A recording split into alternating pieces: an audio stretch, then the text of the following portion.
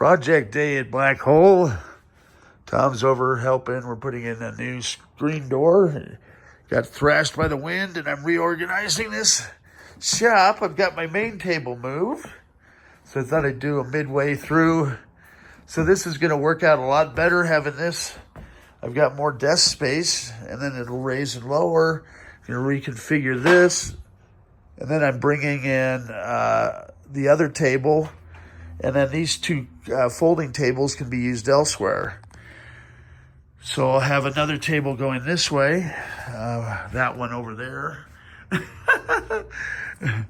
It's like a giant game of Tetris, and but it's going to work out for the better. I'm going to have a lot more efficient use of the space and more surface area, which is important.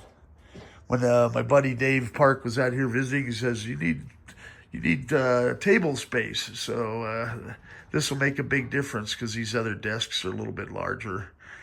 Then I can kind of get rid of some of the clutter, get that boxed up, organize this shelf over here, and should be in business.